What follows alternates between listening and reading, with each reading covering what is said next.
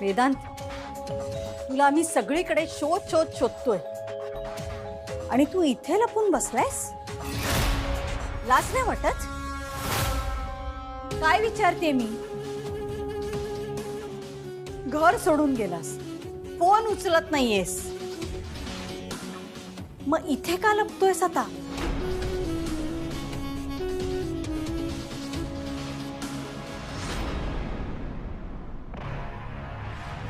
लपलो नाहीये मी, अगदी उजळ माथ्याने राहतोय इथे. मग फोन का उचलत नव्हता? इच्छा नाही झाली. काहीच वाटत नाही का रे असं बोलताना? नूतन काकू प्लीज प्लीज आता तरी वेदांतला समजून घे. एक मिनिट. आई आणि मुलाच्या मध्ये बोलायचं नाही. अमूल्या, जरा थांब थांब तू जरा. आद्या, विक्रांत, आरती, तुम्हाला सगळ्यांना माहिती होतं ना वेदांत घर सोडून गेल्यावर माझी काय परिस्थिती झाली? तरी सुद्धा तुम्ही सगळ्यांनी माझ्यापासून हे लपवून ठेवलं? आई अगं, आम्हाला खरंच माहिती नव्हतं दादा इथे येते. अगं पण तो इथे का आलाय हे तरी समजून घे ना तू. आई हॉटेलमध्ये राहत होता अगं, तो एकटा पडला होता, अण्णा त्याला घेऊन आले तिथे. अण्णा, तुम्ही काय वेदांतला घर जावई करून घेणार आहात का? अरे वा, छान विचार आहे तुमचा नूतन. म्हणजे वेदांतरावांची हरकत नसेल तर मला काहीच प्रॉब्लेम नाही. तुमच्याशी काही न बोललेलंच बरं आहे. आई प्लीज भांडू नकोस ना. अगं दिवाळी आहे आणि तू. दिवाळी आहे ना, मग घरी थांबायचं होतंस, इथे का आलास तू? पूजा झाल्या बरोबर इथे आलास. आत्ताच बायकोचा बैल झालास का? प्लीज गं, काय बोलतेस तू आई? आद्या, तू गप्पा बस. मला माहिती आहे ना, अमूल्य आणि अण्णांनी सगळ्यांना फूस लावली. मी तिकडे घरी टेन्शन मध्ये आहे आणि इथे तुम्ही सगळे जण आनंद साजरा करताय. आणि मग तुम्ही आलातच का इथे सगळ्या मुलांच्या आनंदावर विरजण घालायला? आत्ता काही वेळापूर्वी मुलं किती आनंदात होती सगळी, पण नाही, तुम्ही आलात आणि हे नको ते काहीतरी करायला लागला. आत्ता थोड्या वेळापूर्वी मी सगळ्यांना म्हणालो की मुलांनो, असंच आयुष्यभर कायम एकत्र या आणि सण साजरे करा. का तर सण हे असतातच मुळी त्याच्यासाठी. पण नाही, तुम्हाला मुलांचा आनंद बघवतच नाही, बरोबर ना? आणि मी स्वतः वेदांतरावांना कितीतरी वेळा सांगितलं, वेदांतराव जा, त्या घरी जाऊन या, दिवाळी आहे, सण आहे. पण त्यांची इच्छाच होत नाहीये, कारण तुम्ही त्यांना तसं करायला भाग पाडलं. राहिला प्रश्न ते इथे का राहायला आले, तर मी स्वतः बोलावलं त्या. कारण हॉटेलमध्ये एकटे राहत होते ते. मी अमूल्यला सांगितलं की जा त्यांना घेऊन ये. यात सुद्धा नाहीच म्हणत होते ते, पण अमूल्य त्यांना घेऊन आली इथे. का? त्यांना तिथे एकटं वाटायला नको म्हणून. आणि मला खरंच आश्चर्य वाटतं नूतनजी, तुमचाच मुलगा आहे ना तो, तर तुम्ही त्याला समजून घेत नाही आहात. आम्हाला आई, आणि काय यायचं ग मी घरी? आणि आई ऍक्च्युली ना मी घरी येणार होतो, पण तू हे जे काही वागलीस ना, त्याने तू प्रूव्ह केलंयस की मुलगा म्हणून माझी काहीच किंमत नाहीये.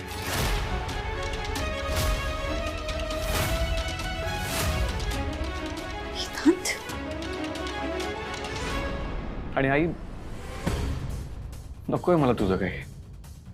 मी सोडलेल्या कंपनीत तू 20 करोड इन्व्हेस्ट केले होतेस ना, त्या कंपनीची व्हॅल्यू आता 300 करोड आहे. आणि हेच माझ्याकडून तुला दिवाळीचं गिफ्ट असं समज. हे सगळं अमूल्याने कान भरले म्हणून बोलतोयस ना तू?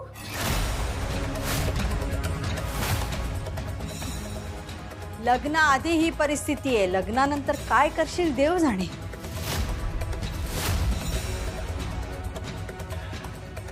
आई, मला नाही बोलायचं नव्हतं, पण अनफॉर्च्युनेटली बोलावं लागतंय. तू जे माझ्यासाठी करू शकली नाहीस ना, ते अमूल्याने केलं. अमूल्य ठामपणे माझ्या पाठीशी उभी राहिली. आणि आई, एक गोष्ट ना लक्षात ठेवतो, मी आणि अमूल्य एकत्र असलो ना की या जगातली कुठलीच ताकद आमचं काहीच बिघडवू शकत नाही, तो पुरुषोत्तम सुद्धा.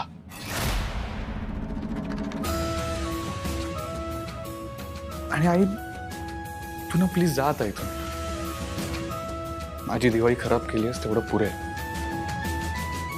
ह्या सगळ्यांची दिवाळी नको करूस खराब. जा तू. सिद्धांत,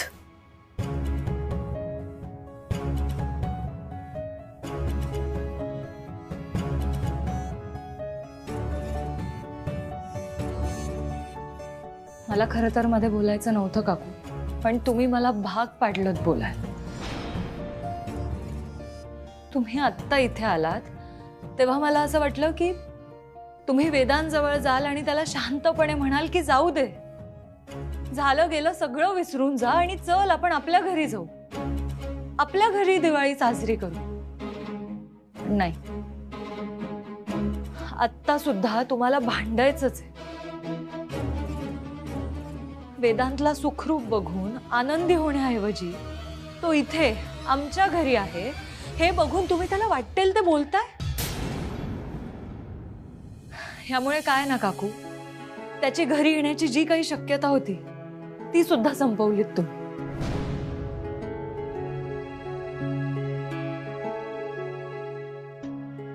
मी सुद्धा विनंती करते तुम्हाला, आमची दिवाळी खराब करू नका.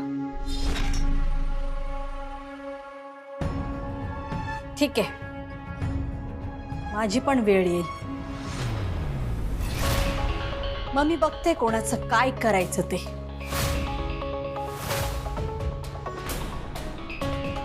आरती, वानखेड्यांची सून आहेस तू, तुलाही त्याच घरी यायचंय, लक्षात आहे ना?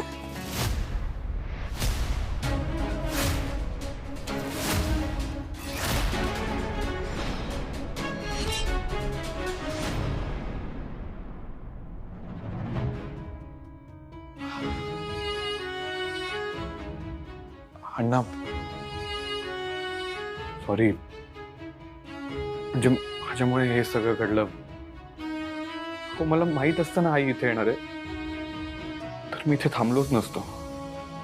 नाही नाही, पण वेदांतराव, मला वाटतं जे काही झालं ते बरंच झालं एका अर्थी.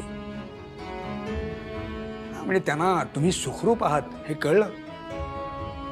शिवाय आपण सगळे जे काही बोललो त्यामुळे कदाचित त्यांच्या डोक्यात प्रकाशी पडेल. नाही, तसं झालं तर बरंच होईल. पण आईचा राग. नाही नाही नाही, हे बघा विक्रांतराव, आईचा राग फार काळ टिकत नाही. आईचं आपल्या मुलांवरचं चिडणं फार क्षणिक असतं. आणि माझी तर खात्री आहे की ही जी सगळी भांडणं आहेत ना, ही सगळी लवकरात लवकर संपतील. खरं सांगतो.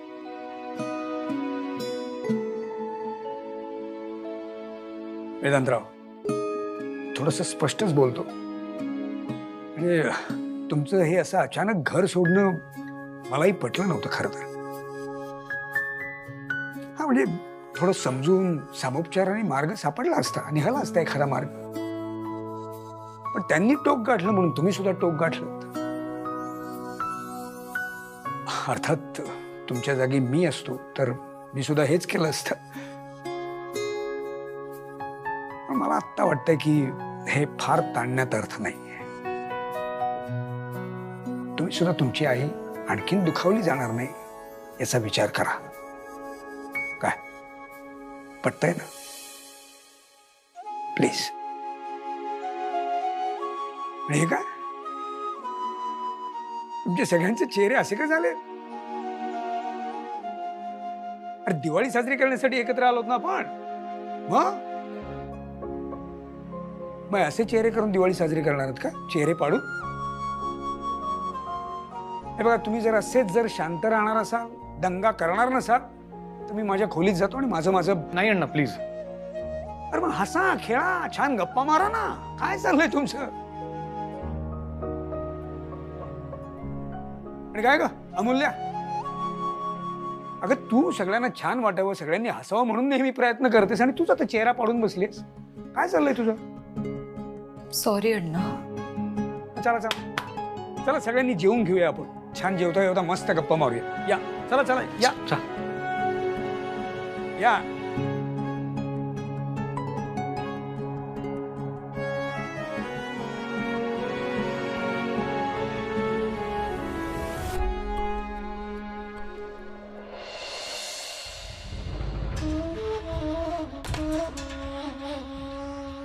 काय ग, काय झालंय काय? सावकाश, पाणी देऊ का जरा? नाही नकोय. बर ठीक आहे, मग चल आपण जेवण घेऊयात आता. नाही मला भूक नाहीये, मला काही जेवायला वगैरे तर मला मुळीच नकोय. नूतन, काय झालंय नीट सांगशील का मला? आपल्याला वेदांची खूप काळजी वाटत होती ना. घर सोडून गेलाय बिचारा, कसा असेल, कुठे असेल. पण तो त्या अमूल्याकडे मजेत आहे. नाही नाही, सगळीच मुलं मजेत होती तिथे. एकालाही वाटलं नाही की आई घरी आहे, दिवाळी आहे, जाऊन तिला भेटावं. पण नाही. मग तू वेदांतला घरी घेऊन का नाही आलीस? त्याची घरी यायची इच्छा हवी ना. मी त्याला समजवायला गेले तर 4 शब्द त्यांनी मलाच सुनावले. मग मलाही राग आला, मी पण चिडले, मीही बोलले. छान, म्हणजे ऐन दिवाळीत तिथे जाऊन आरडाओरड करून आलीस हो ना? अगं ओरडू नको तर काय करू? वेदांसाठी जीव तुटतो माझा. आणि हा मुलगा, हा अमूल्याकडे मस्त मजेत आहे. मी सांगते ना तुला, त्या अमूल्य आणि अण्णांनीच फूस लावली आहे त्याला. काही काय बोलतेस तू? अगं ती परकी लोक जवळची वाटायला लागली आहेत त्याला. आणि आपली आई परकी वाटते त्याला. ही परिस्थिती कशामुळे आली नूतन? सांग ना. हे बघ वेदांत आज ना उद्या घरी नक्की परत येईल. पण जर तुला वस्तुस्थिती लक्षातच येत नसेल तर मी काय बोलणार ना. म्हणजे हेच की वेदांबद्दल तू चुकीचं वागतेस असं नाही वाटत तुला? मी हा निर्णय खूप विचार करून घेतलाय. मला नाही वाटत. मुळात हा निर्णय तू तुझ्या डोक्याने घेतलायस असंच मला वाटत नाही. काय म्हणायचंय तुला? मला काय म्हणायचंय ना ते तुला व्यवस्थित कळलंय नव्हतं. चल आता राग सोड आणि जेवून घे आधी. नाही नको, पोट भरलंय माझं. हो, आणि अजून एक गोष्ट, हे जे काही सगळं चालू आहे ना ह्यामध्ये अजिबात पडायचं नाही. काय? त्या अमूल्याला मी या घरामध्ये सून म्हणून येऊ देणार नाही. अगं नूतन, आणि हा निर्णय माझा स्वतःचा आहे, माझ्या स्वतःच्या डोक्याने घेतलेला आहे. हा, त्यामुळे यामध्ये बदल होणार नाही. मी अमूल्याला या घराचं माप ओलांडून आत नाही येऊ देणार.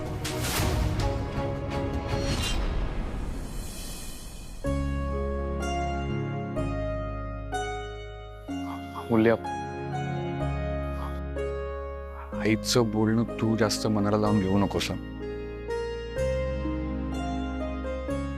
अरे नाही रे वेदांत, तेवढं कळतं मग. By the way Vedant, gift खूप छान होतं. काय? खरंच खूप मौल्यवान गिफ्ट. अगं तू बरं झालं तू ते कोणासमोर बोलली नाहीस. नाही नाही, मी कुणासमोर बोलणारच नव्हते. पण लक्षात ठेवा चिठ्ठीत काय लिहिलंयस. काय? तू ऋणात आहेस माझ्या. वेळ आल्यावर व्याजा सकट वसूल करेन. आवडेल मला.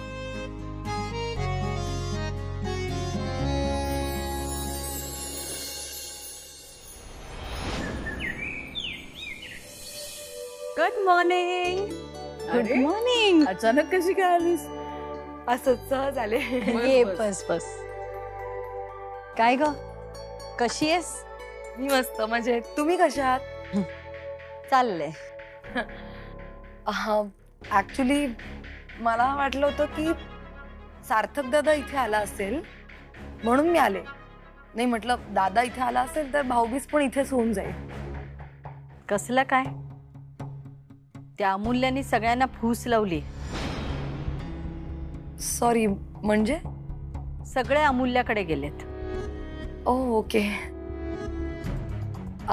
नाही ऍक्च्युली दरवर्षी भाऊबीज अमूल्याकडेच होते, पण आता मला वाटलं की सार्थक दादा आणि आद्या वहिनीचं लग्न झालंय, वहिनी इकडे आली असेल भाऊबीजेला, मग दादा पण इथेच असेल म्हणून मी इथे आले. काही नाही ग. ती अमूल्या तुझी बहीण आहे ना ग? तिच्यामुळेच होतं हे सगळं. काकू मला नाही वाटत की वेदांत अमूल्याचं सगळंच ऐकत असेल.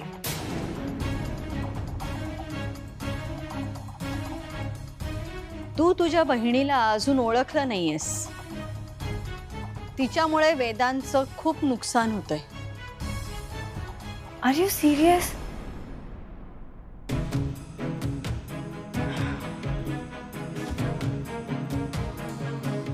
काकू नाही तुम्ही आता वेदांचा विषय काढलाच आहे, तर मला थोडं बोलायचं होतं तुमच्याशी.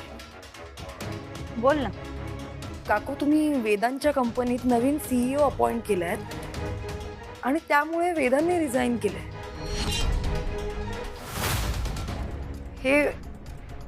हे पटतंय तुम्हाला? नाही म्हणजे वेदांतने एवढ्या मेहनतीने ती कंपनी उभी केली आहे, तर त्याच्यावर अन्याय नाहीये का? तो अमूल्याच्या मागे वेडा झालाय आणि म्हणूनच त्याच्यावर ही वेळ आली. नूतन आई मी तुला सांगितलं तू ह्यामध्ये पडू नकोस. कालच सांगितलं ना मी तुला.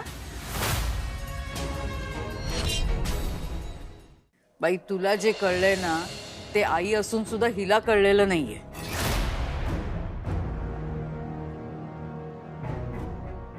आणि मला जे कळतंय ते तुम्हाला कळत नाहीये. हो ग बाई, जगात जी काय अक्कल आहे ना ती फक्त देवाने तुला दिली आहे. एक सांगू का?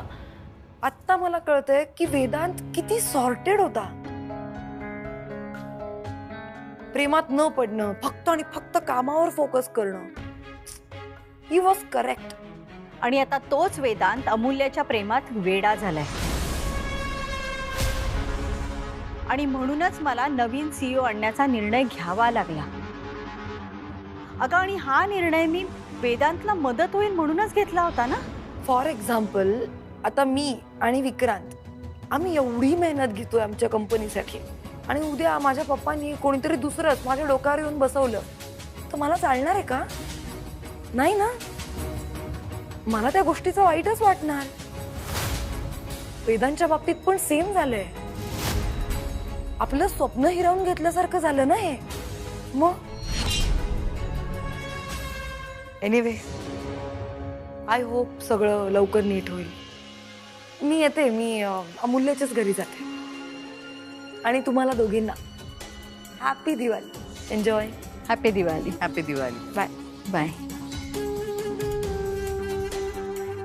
सारिकाचं विक्रांतशी लग्न झालं असतं तर किती बरं झालं असतं ना.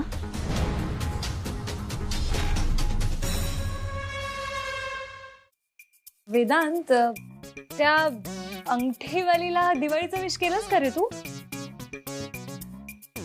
ऍक्च्युली त्या अंगठीवालीमुळेच माझी दिवाळी इतकी मस्त गेली. म्हणजे तुला नाही करणार. जाऊ दे. बरं वेदांत सांग ना, कोण आहे ती आणि तू कधी भेटवशील मला? अमूल्य, आरसा आहे का ग घरात? ढीगभर पडलेले, पण आता आरशाचं काय मध्येच? ऍक्च्युली मला माझे केस सेट करायचे होते म्हणून विचारलं. सिरियसली? Good morning. अरे Good morning. Good morning. Vikrant कुठे आहे? विक्रांतला पाहिलं का? नाही ग. असं काय हा? कुठे गेलाय काही सांगूनच नाही गेला. ऍक्च्युली सार्थक पण नाहीये घरात, पण तो मला सांगून गेलाय. दोघं एकत्र गेलेत का? दोघांची गाड्या नाहीत म्हणजे एकत्र नसतील गेले ते. अरे नाही, वेगवेगळेच गेलेत ते. पण बरं झालं सार्थक गेला. हा? म्हणजे अगं असं का बोलतेस? काय नाही, विसरा. ए बरं, ताई चहा घेईल, वहिनी तू काय घेशील? मला कॉफी चालेल, पण मी घेते करू नको, तू बस. अगं नाही, तू थांब, मी आणते ना. नको अमूल्या, उगाच आमच्यामुळे तुम्हाला डिस्टर्ब नको. बसा तुम्ही. म्हणजे अगं म्हणजे तू आणि दादा तुमच्या गप्पा एवढ्या रंगल्या होत्या. आम्ही करून घेतो ना चहा कॉफी वगैरे आमचं. खरंच, कॅरी ऑन. अगं पण वहिनी अमूल्या, खूप कामं पण किती राहिले ते सगळं आपण आजच करून टाकू.